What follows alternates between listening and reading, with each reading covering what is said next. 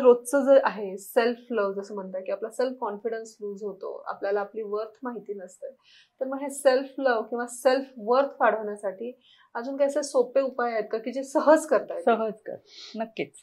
अगदीच तसे बरेचसे उपाय आपल्याला करता येतात. एकतर मेडिटेशन थ्रू सुद्धा, म्हणजे self love meditation, guided meditation शक्यतो त्याला जास्त उपयोगी ठरतं.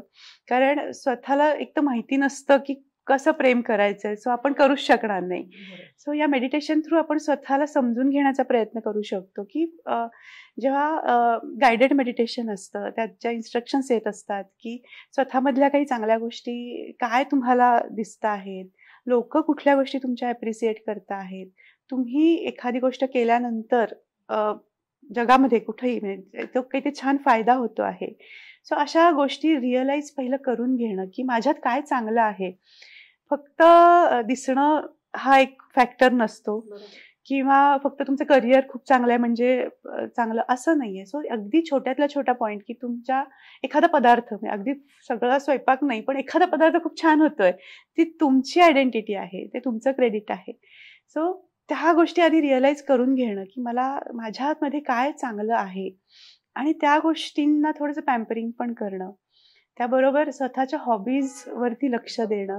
कारण जसं म्हटलं की जसं वय वाढतं, जबाबदाऱ्या वाढतात, मग लग्न, मुलं, करिअर, संसार याच्यात अडकल्यानंतर मग मला गाण्याचीच आवड होती किंवा मला पेंटिंग करायला आवडायचं, ते सगळंच कुठेतरी राहून गेलेलं आहे. सो दिवसभरातला थोडासा वेळ स्वतःसाठी काढणं आणि त्या हॉबीज, तो छंद जोपासण्यासाठी तो वेळ देणं, हे पण एक प्रकारचं सेल्फ लव्हच आहे. कारण तुम्ही तुमच्या सगळ्या विवंचनेतून, सगळ्या त्रासातून फक्त तुम्ही तुमचे स्वतःचे असता आणि तो तुमचा आनंद असतो, तुम्ही तो एन्जॉय करत असता. सो अगदी छोट्या छोट्या गोष्टीतनं सुद्धा हा आनंद घेता येऊ शकतो, छोट्या बदलांनी हा आनंद घेता येऊ शकतो. सो स्वतःकडे लक्ष द्या किंवा दुर्लक्षित झालेल्या ज्या काही गोष्टी आपण बघापासून बोलतो आहे किंवा आपण लोकांकडनं अपेक्षा करतो की लोकांनी माझ्यासाठी काहीतरी करावं, की मला एक्सरसाइज करायचं आहे ना, तर मग मला नवऱ्याने चल ग बाई मला माझ्याबरोबर एक्सरसाइज कर, किंवा मुलांनी म्हणावं की आई माझ्यासाठी हे कर.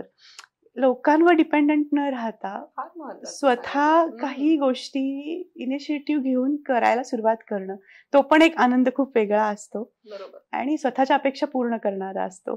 सो प्रत्येक स्त्रीनी किंवा पुरुषांनी ज्यालाही आपल्याला फॉर एव्हर हॅपी पण राहायचंय, फक्त हेल्दी असं नाही म्हणते मी, पण त्याच्याबरोबर हॅपी पण राहायचं आहे, तर या गोष्टींकडे लक्ष देणं फार गरजेचं आहे.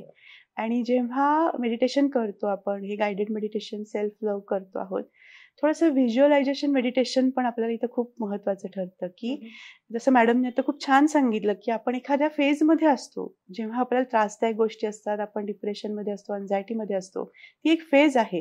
पण त्यातनं जर आपल्याला बाहेर पडायचं आहे तर व्हिज्युअलायझेशन, पॉझिटिव्ह व्हिज्युअलायझेशन, की मी त्यातनं बाहेर पडलेली आहे आणि मला जे हवंय ते मला मिळालेलं आहे, हा सुद्धा आनंद घेणं आपल्याला आपली मानसिकता बदलणं, पॉझिटिव्ह करणं याच्यासाठी उपयोगी नक्कीच ठरू शकतो. तुम्हाला काही आहे सांगा? नाही, ऍड करेल मी 2-3 गोष्टी.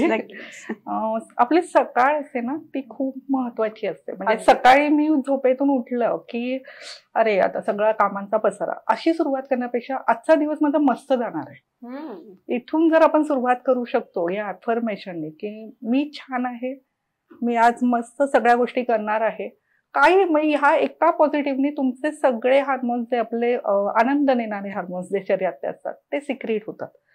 आपण असं म्हणतो की थायरॉइडच्या पेशंटला छोट्या छोट्या गोष्टी करणं सुद्धा खूप अवघड जातं. सो त्याच्याबद्दल त्यांनी गिल्ट नाही घ्यावा.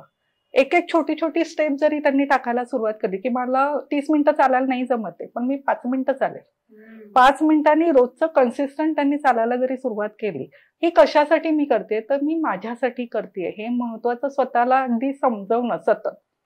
कारण मी फिट राहिले तर तुम्ही बाकीच्या जबाबदारी सगळ्या सांभाळा, पण ते विसरून जातात. ते बाकीच्यांना खूप सगळ्यांना प्लीज करायचं, त्यांचं एक आपलं असतं की सगळ्यांचं सगळं पूर्ण झालं पाहिजे, मग मला नसेल तरी चालेल. म्हणजे आपल्या इथे एक महिलांमध्ये दिसून येतं की मुलगा जिमला जातोय, म्हणजे आमच्याकडे ह्या अशा बोलतात बायका की मुलगा जिमला जातो त्याला प्रोटीन डाएट आहे, पण आम्ही जेव्हा एखादा प्रोटीनचा ब्रेकफास्ट तुम्ही घ्या म्हणतो, अरे मी कधी करू माझ्यासाठी, कारण तेवढा वेळच नाहीये माझ्याकडे करायला. का तर मग मिस्टरांचा डबा आहे, मुलांचे डबे आहेत, ह्याचे डबे आहेत. स्वतःसाठी आपण 10 मिनिटं सुद्धा स्वतःला प्रायोरिटी देऊन काढू शकत नाही. इथे आपण थोडंसं स्वतःवर विचार करणं गरजेचं आहे, कारण मी फिट राहिले तर या गोष्टी मी दुप्पट वेगाने नंतर करणार आहे. पण आता जो टाइम मला माझ्यासाठी द्यायचा आहे तो नक्कीच दिला पाहिजे. आणि जसं मॅम म्हणत होता की हॉबीज, तर हॉबीजला मी फक्त एक शब्द वापरेल, विदाऊट गिल्ट मी टाइम. की मी माझ्यासाठी अर्धा तास काढलाय किंवा मी माझ्या आनंदासाठी कुठेतरी गेली आहे, तो गिल्ट घेऊन जे स्त्रिया जगतात ना, तो खूप त्यांचा TSH लेवल फ्लक्च्युएट करतो. तो मी टाइम आहे तो मी घेणार आहे, ती नीड आहे. फार फार सुंदर.